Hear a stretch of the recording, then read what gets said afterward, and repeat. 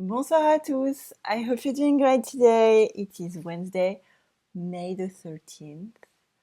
I hope you're safe, healthy, and that you're doing fine, even though it's a bit of a difficult time. Today, we're going to read two new tales from the Nanofictions by Patrick Baud. This is not our first time anymore. I think it's our 23rd session. So if you think about that, you have 31 readings of Sleeping Beauty and then 22 of Nanofictions. That's 50, I think it's 23, so that's 54. That's a lot. 54 is 27 hours of French that you've done so far. So well done you. I wanted to take some time to really acknowledge that and think about how much progress you've made. Even if you haven't watched all of it because you just joined us, or maybe you will binge watch them later, really take a time to think about that. 54 sessions, that's 27 hours of French that you took. So well done you, you've done great. And I've seen that in the comments, honestly. I've seen your questions evolve and you picking up on habits about how French is built and finding out new elements of things that you love or not love and finding fantastic translations. So congratulations, that's really, really, really good. So well done you, congratulations, félicitations. And now let's move on to the first one. It's interesting how I have more and more time just this week and my schedule is getting more and more packed. So I'm taking a class starting in 30 minutes, so I have to do that on time, so being with you. And then I'm taking a class on how to make better YouTube lessons. And I hope that you appreciated yesterday's lesson about dessus, dessous, par-dessus, par-dessous, sur-sous, etc. I put lots of work into that. And so making those lessons is taking me like 3 times or more the time that it was taking me before. But I really enjoy making them, working hard on explaining everything and making them enjoyable. So I hope you like them. Let's start with the first tale. Today,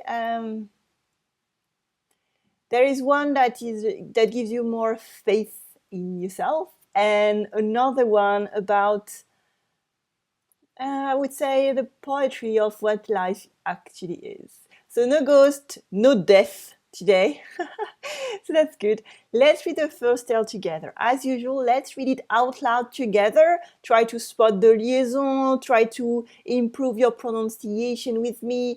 Try to spot the letters that we don't say, all that. So you improve your reading and pronunciation of French. Ready? Breathe in. As usual. Breathe out. And 1, 2, and 3. Ce monde grouillait de vie.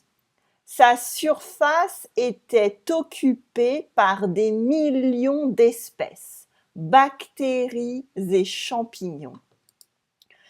Et dans ses entrailles, la biodiversité était vertigineuse. Ce riche écosystème s'appelait Jean-Michel, c'était un comptable de 54 ans et il se sentait insignifiant. Oh, poor Jean-Michel. What did you think about that? Did you understand what this is about? A little bit, maybe. So let's go back to the first sentence. Ce monde grouillait de vie. Ce monde grouillait de vie. This world, le monde, it is the world, exactly like in English. Not le world. Sorry. It is le monde, the word. I'm just drinking herbal tea. I'm not drinking anything else. It's the afternoon. Everything's fine. My son is at his nanny's playing with his friend. They're very happy together, and the nanny is very happy as well. And my partner is at the office because he had to do some expertise on some machinery. So I'm alone for the first time in a long time. Le monde is the world. Le monde. Grouiller, I think it's sworn. Not, I don't want. Grouiller. Swarm, something like that? Swarm, yes. So it is, oh, meal. I didn't know meal. Meal and swarm. And as I was telling the students in the chat, I learned a lot with that as well. So you improve your your French vocabulary, and I improve my English vocabulary. Meal or swarm. So in grouiller, you have this idea of lots of small lives like worms going everywhere. So you can use this for actual worms, but you can use this with anything else. And grouiller de vie is usually the way we're going to use it. What does word reference tell us? Grouiller en une foule, grouiller de sauterelle. Yes, you can grouiller de something. Let's add this. Grouiller de is usually the way that we use it. To be teaming with, to be crawling with. To be teaming with. And this is actually how it's used here. Grouiller de, it is to be teaming with, and here it is teaming with life. And grouiller is usually used with V, as I said. And we have se grouiller as well. Grouiller de sauterelle. For example, what can we say? La mare grouille de grenouille. La mare grouille de grenouille. La mare, it is a small, like a big puddle, a pond. Une mare is a pond, was teeming with frogs. The pond is teeming with frogs. And another use of grouiller, which is obvious, I don't know why I didn't think about this one. Se grouiller, it is to hurry, and it is familiar French. In normal French, we would say se dépêcher. And in formal French, we would say se hâter, which makes French so interesting, because all work, but it depends on the context and what you want to say. Se dépêcher works all the time to say to hurry. Se hâter, it is something that you're going to see. I think it is in Le lièvre et la tortue.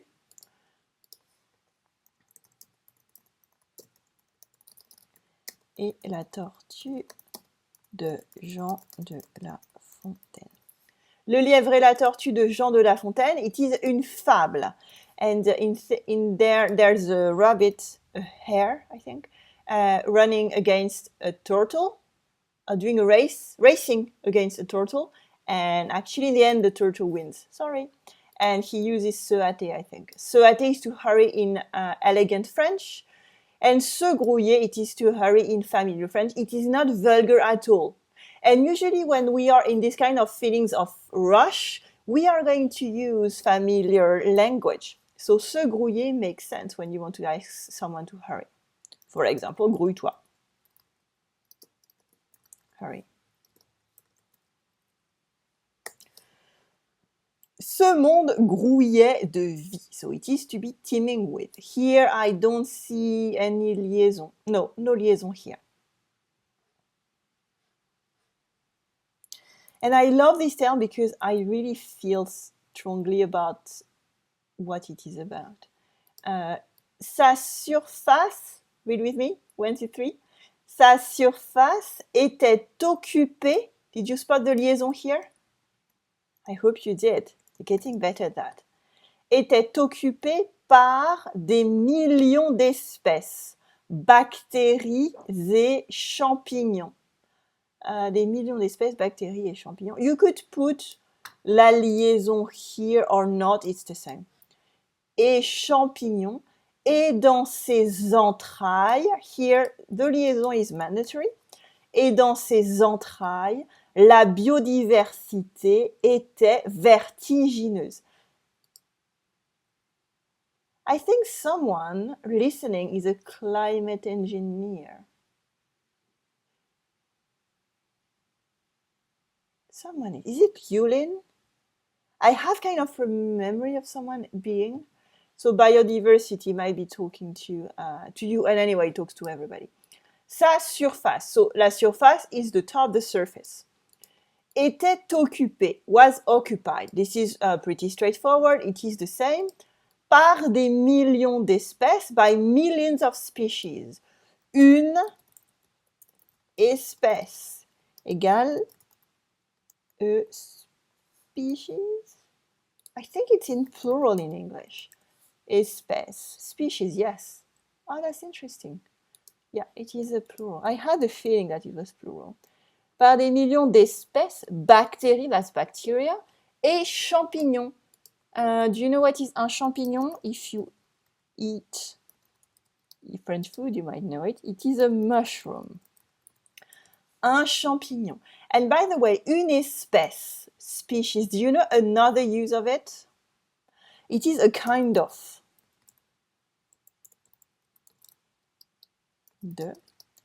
A kind of. And I'm going to share with you a big mistake that lots of people make. So for example, we say,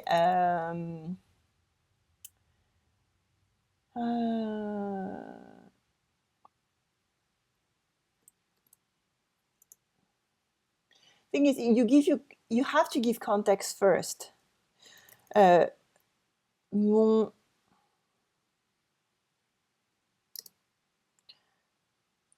Ok. Mon roman est difficile à décrire.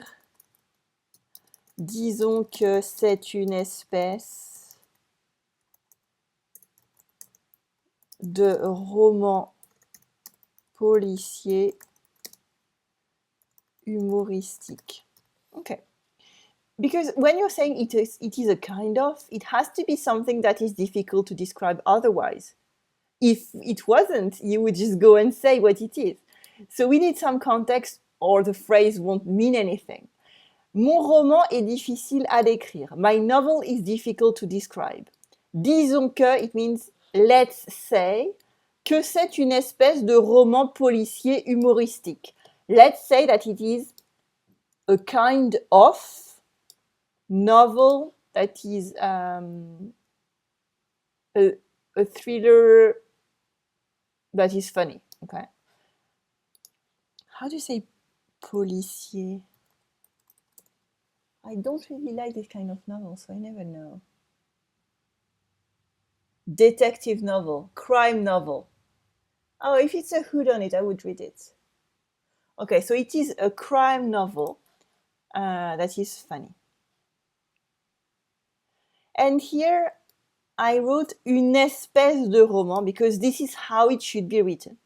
But some people, French-speaking people, because roman is masculine, are going to say un espèce de roman because it's masculine here. But this is completely wrong. And I know that my dad is listening today, or usually listening, and it would drive him nuts to hear that. So he would always correct us, and we would never ever make the mistake.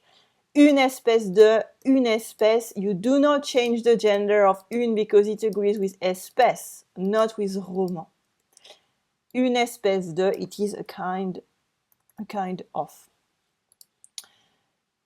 Et dans ses entrailles. Les entrailles, it is the insides. Do you have a better word for that? I would say the guts. Entrails. Okay, depth.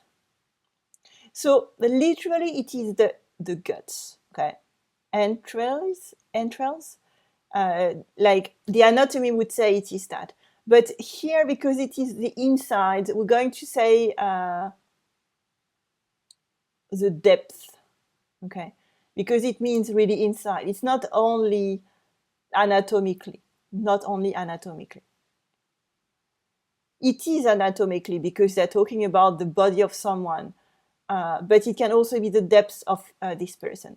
La biodiversité était vertigineuse. Biodiversity was amazing. Vertigineux is when you have lots of depth below you. Vertigineux, oh, you have the same, vertiginous, dizzying. So indeed, it can be literally, as in it's very, very high. You're at the top of the building, for example, or a cliff, and you feel, it feels vertiginous.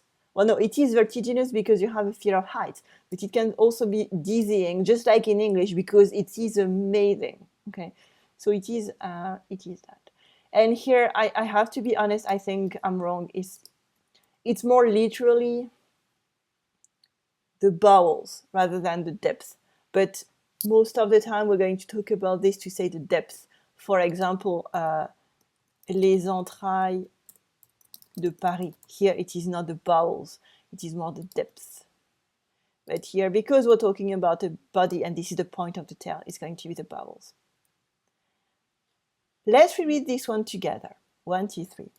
Sa surface était occupée par des millions d'espèces, bactéries et champignons, et dans ses entrailles, la biodiversité était vertigineuse. Okay, so far so good. What's that then? 1, 2, 3. Ce riche écosystème s'appelait Jean-Michel. C'était un comptable de 54 ans et il se sentait insignifiant. We have two very common liaisons de 54 ans. Il se sentait insignifiant. Ce riche écosystème, this rich ecosystem, s'appelait, was called Jean-Michel, so this is his first name, Jean-Michel. Jean-Michel is un nom composé. Okay. It is one single name, Jean-Michel. It is not a first name and a second name.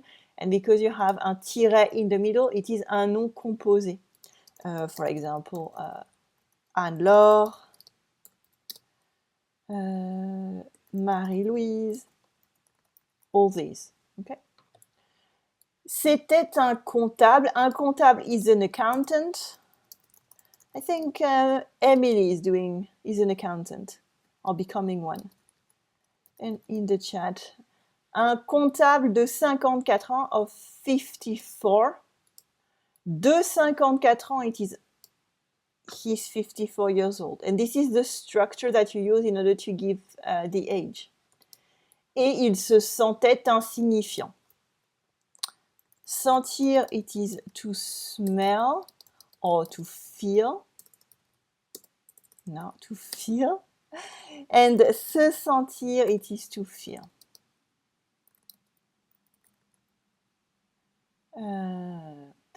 It can be to smell yourself, but it's not usually the case.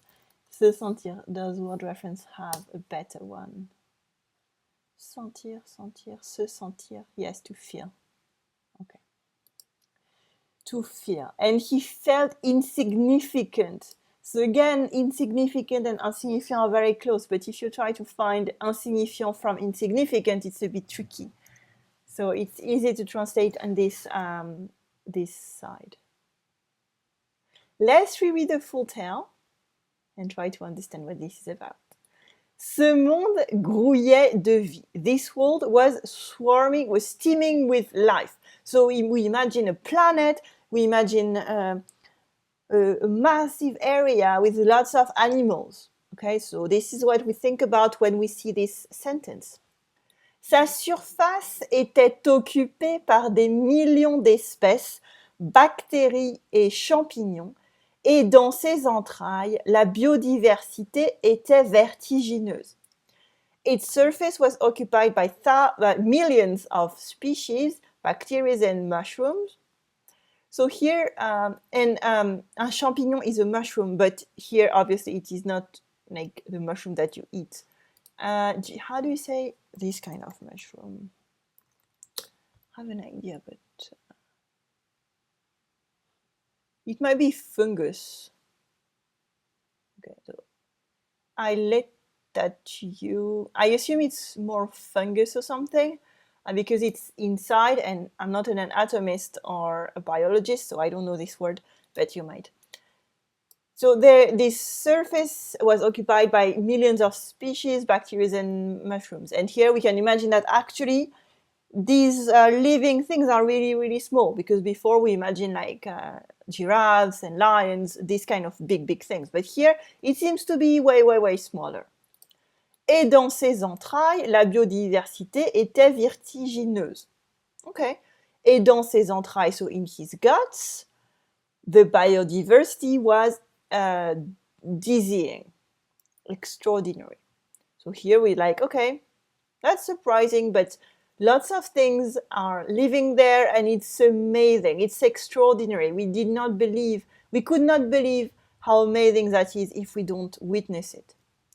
But actually, ce riche écosystème s'appelait Jean-Michel. C'était un comptable de 54 ans et il se sentait insignifiant. This rich ecosystem was called Jean-Michel, and it was a 54-year-old accountant, and he was feeling insignificant. So it's all to say that actually this amazing thing that is dizzying is actually inside someone who doesn't feel very good about himself. He's a normal person with a normal job, and he doesn't seem very important. And this tale reminds us that inside our body there are amazing things happening. And I think this is what science brings. Well, I'm a scientist, though. I love science. So this is what science brings, is that everything that is around us and inside us is extraordinary. And even if sometimes we have difficult times, we can look at a flower or a bee or anything, a cloud, to see how extraordinary that is, and even how our body and brain work. So think about that. When you're feeling down, we're like Jean-Michel, and we have so many things so many wonderful things inside. Another one with a bird. I'm going to make some space. Up now. Ready? Breathe in, breathe out. 1, 2, and 3. Après plusieurs mois de recherche, les explorateurs finirent par trouver cet oiseau légendaire endormi au cœur de la jungle. Lorsqu'ils s'approchèrent, l'oiseau se réveilla brusquement et tout disparut autour de lui. Notre réalité était son rêve.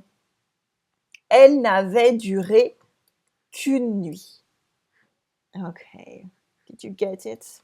This one is a little bit more about poetry and how do you say that? Imagination, I would say. Absurd, even. Après plusieurs mois de recherche, les explorateurs finirent par trouver cet oiseau légendaire endormi au cœur de la jungle. After several months of research, rechercher is research. Okay? Chercher is to search. And here I would say it is more search. La recherche, it is research. Like scientific research. La recherche, it is research. So here we can imagine that it is search because they have to look for it, but also think about it. So plan where the bird could be. Après plusieurs mois de recherche. Les explorateurs, the explorers, les explorateurs finirent par trouver. Ended up finding. Okay, finir par, it is to end up doing something. Finir, it is to end. Finir par. Do we have a good one? Because sometimes you have. Finir de, finir par faire. End up doing something. Okay.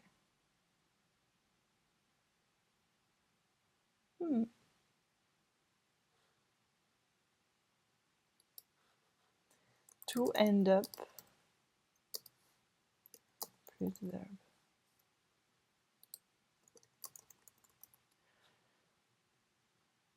Finir par trouver, they ended up finding. Trouver, it is to find. And retrouver, it is to find again. after looking for something. And all these words where we add these verbs where we add are so difficult sometimes to translate because it's very subtle. So it is to turn. Okay, so even here the translation in word reference is not literal. They had to change the sentence. So it is to find somebody again. Find something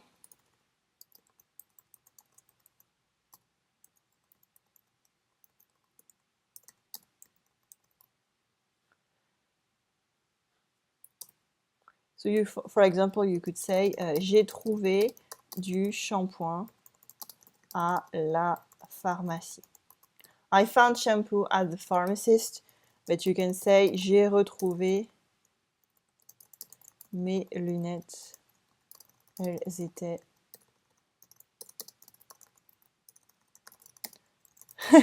dans le frigo. Why not? I found my glasses again, they were in the fridge. Or you would retrouver someone, okay? Retrouver would be someone that you knew and you lost sight of. Par trouver, cet oiseau légendaire, this legendary bird, sleeping at the heart of the jungle. Okay? I don't think there is any liaison. Okay, let's repeat this. Après plusieurs mois de recherche, les explorateurs finirent par trouver cet oiseau légendaire endormi au cœur de la jungle. Okay. Au cœur de, it is at the heart of, and it is not literally in the beating heart, it is in the middle. Okay. Au cœur de, it's like au milieu de, it is the same. It's just that at the heart of is more poetic, so this is why Patrick Baud used au cœur de. It is at the heart of, in the middle of.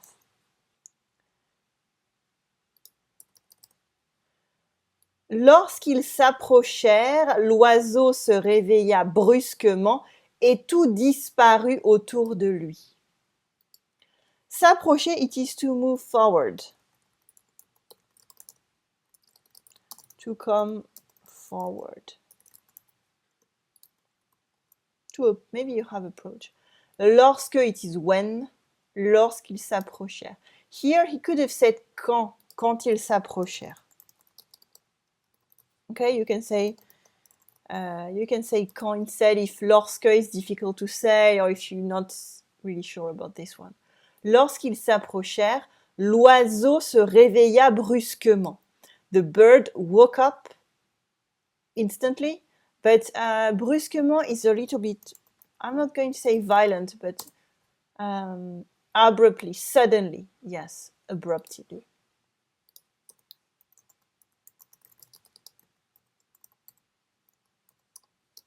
That, yeah. Brusquement, it is abruptly. And it is all about how surprising it is. Okay, so it can be because you did not expected it, like it was coming, but you didn't expect it because you were asleep, or it can be someone doing a move unexpectedly. Okay, it is exactly like in English.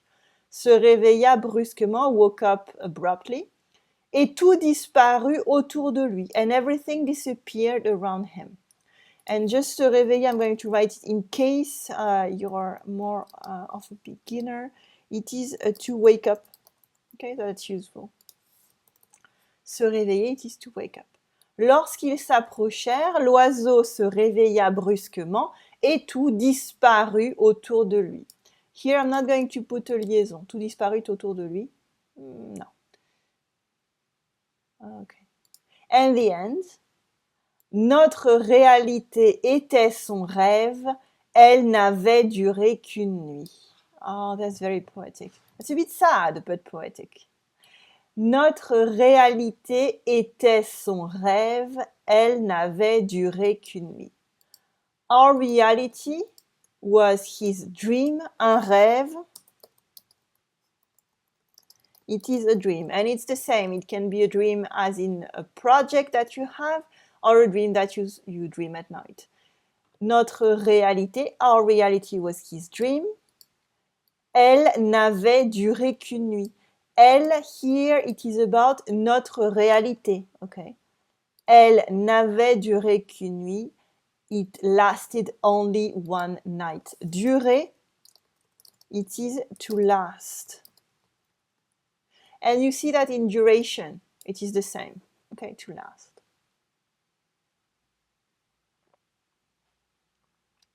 It had only lasted one night. Let's repeat the tale. So I'm not, no. Yeah, I'm going to be late for my training, but that's okay. Après plusieurs mois de recherche, les explorateurs finirent par trouver cet oiseau légendaire endormi au cœur de la jungle. After several months of research, the explorer ended up finding this extraordinary bird sleeping in the middle of the jungle. Lorsqu'ils s'approchèrent, l'oiseau se réveilla brusquement et tout disparut autour de lui. When they approached, the bird woke up abruptly and everything disappeared around him. So this is where the twist happens, because we don't understand why everything disappears. The bird just woke up. The explorer should be able to witness it. So something's wrong here.